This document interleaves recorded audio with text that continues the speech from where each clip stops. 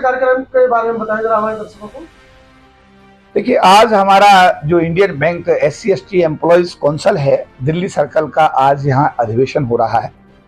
इसमें अहिरवार जी दिल्ली के हमारे सचिव हैं, महासचिव हैं, धन सिंह जी संरक्षक के रूप में, बाकी सभी साथी हमारे वरिष्ठ साथी आज उपस्थित हुए हैं।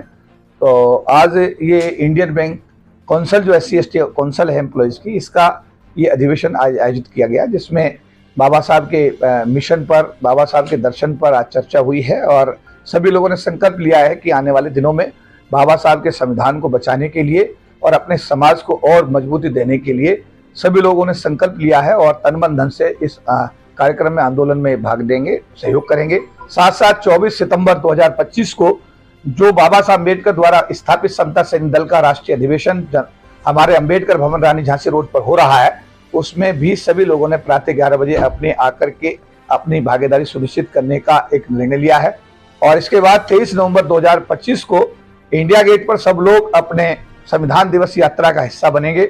सभी लोग वहां से संविधान अपने हाथ में लेकर, पंचशील का पट्टा गले में डालकर, पंचशील का झंडा हाथ में लेकर निकलेंगे, विज्ञान भवन पहुंचेंगे और वहां पर बाबा साहब अम्बेडकर द्वारा बनाए गए जो संविधान दिवस के रूप में उसको सेलिब्रेशन का हिस्सा बनेंगे।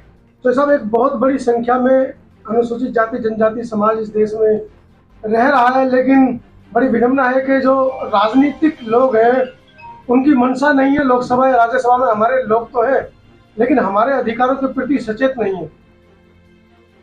देखिए, अभी मैं आपको बताऊं, राज्यसभा या लोकसभा में जो लोग इस समय भेजे जा रहे हैं, हमारा ये दुर्भाग्य है कि वो जो लोग हैं वो अम्बेडकरवादी सोच के लोग अगर होते तो बाबा साहब के मिशन की बात करते, समाज की बात करते, लेकिन वो लोग छांट कर वो लोग लिए जा रहे हैं। जैसे बीजेपी की हम बात करते हैं, वो कहते हैं RSS पृष्ठभूमि का आदमी ही हमारे यहाँ MP बनेगा, MLA बनेगा, RSS पृष्ठभूमि का ही आदमी दिल्ली विश्वविद्यालय में प्रोफेसर बनेगा। तो RSS की पृष्ठभूमि बीजेपी के अंदर एक मिनिमम क्वालिफिकेशन बना दी गई है। ऐसे ही सभी पार्टियां जो भी SC/ST समाज के लोगों का चयन करती हैं, वो इस बात का ध्यान रखती हैं कि ये कहीं अम्बेडकरवादी तो नहीं है। अगर अम्बेडकरवादी है तो उसको हमेशा दरकिनार किया जाता है, और जो लोग बाबा साहब के मिशन में विश्वास नहीं रखते, ऐसे लोगों को छांट करके लोकसभा और विधानसभाओं में हमारे समाज का प्रतिनिधित्व करने का वो अवसर प्रदान करते हैं। RSS को बनाया गया था समता सैनिक दल के विपरीत, कहीं ना कहीं समता सैनिक दल को दबाया जाएगा। और आज में वर्तमान स्थिति समता सैनिक दल की क्या देख रहे हैं आप?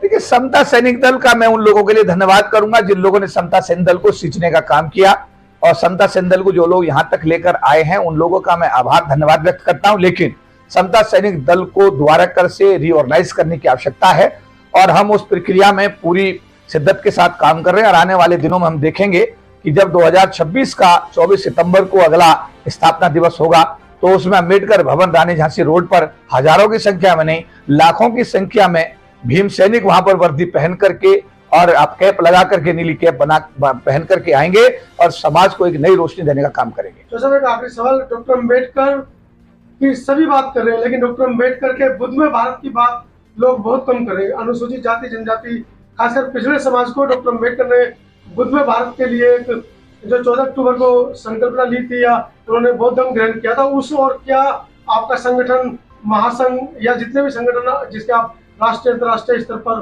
महासचिव हैं, कहीं उसके आप संयोजक हैं, उनकी कहीं से कोई ऐसी बात निकल रही है कि इस बहुत बड़े वर्ग को बुद्धमय बनाने के लिए भी आप लोग कुछ काम कर रहे हैं? निश्चित रूप से बाबा साहब का दिया हुआ आरक्षण हमने खाया, बाबा साहब अम्बेडकर का दिया हुआ अपने आरक्षण खाया। उस आरक्षण के चलते हम लोग सरकार की नौकरी में आए, हमारे घरों में गाड़ी आई, हमारे पैरों में चप्पल आई, हमारे बच्चे अच्छे स्कूलों में गए। तो बाबा साहब का दिया आरक्षण तो हमने स्वीकार किया, बट बाबा साहब का दिया बौद्ध धर्म अभी तक हमने स्वीकार नहीं किया है।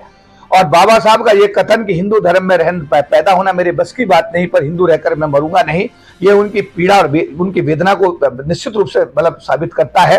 तो आज मैं अपने समाज के लोगों से ये आह्वान करूंगा कि अगर इस जातिवाद के दंश से आपको बचना है, अगर जातिवाद के जहर से आप अपने आप को और अपने आने वाले संतानों को, अपने परिवारों को बचाना चाहते हैं, तो आपको बाबा साहब अम्बेडकर को पढ़ना चाहिए और उनके बताए हुए बौद्ध धर्म को जितना जल्दी हमारे समाज के लोग स्वीकार करेंगे उतनी ही जल्दी हमारे समाज की सदगति होगी। तो सब इटावा में यादव कथावाचकों को ब्राह्मणों ने गंजा कर दिया, सर मुड़ा दिया, मूत्र से उनका शुद्धिकरण भी किया। अभी यह घटना शांत नहीं हुई थी कि कल की घटना है लखीमपुर खीरी में, एक मौर्य समाज के कथावाचक तो पीढ़ी दर पीढ़ी, उनकी 2-3 पीढ़ियां इस काम को कर रही हैं, वो ब्राह्मण बन रहे थे, लेकिन ब्राह्मणों ने कहीं ना कहीं कल उनका भी नशा उतार दिया। इस पर क्या कहना है? देखिए, भारत के संविधान का उल्लंघन हो रहा है। जाति है कि जाति नहीं, जैसा कि वेदों में लिखा है, पुराणों में लिखा है कि कर्म से ब्राह्मण, लेकिन ये जात से ब्राह्मण। देखिए साहब, भारत के संविधान में ऐसा कोई प्रावधान नहीं है। सभी नागरिक बराबर हैं, भारत में सबको समानता का अधिकार है, कोई भी व्यक्ति कोई भी कार्य कर सकता है। लेकिन यहाँ पर जो मैंने जिसका जिक्र किया, जो टोरंटो में मैंने जिक्र किया है कि भारत जातिवाद की सबसे बड़ी प्रयोगशाला है, और इस प्रयोगशाला के अंदर जातिवाद को बड़े सुनिश्चित तरीके से तैयार किया गया है। और अगर कोई ब्राह्मण ये कहता है कि कथा वाचन का काम केवल उसी का है, तो संविधान का उल्लंघन करता है। जो लोग संविधान की शपथ लेते हैं, चाहे राष्ट्रपति हो, चाहे प्रधानमंत्री हो, चाहे मुख्यमंत्री हो, चाहे IAS IPS अफसर हो, जो संविधान की शपथ लेते हैं, मैं उनको आह्वान करना चाहता हूं कि आप समझिए अपनी जिम्मेदारियों को। ये मौका आपके पास में, आपको समझना चाहिए।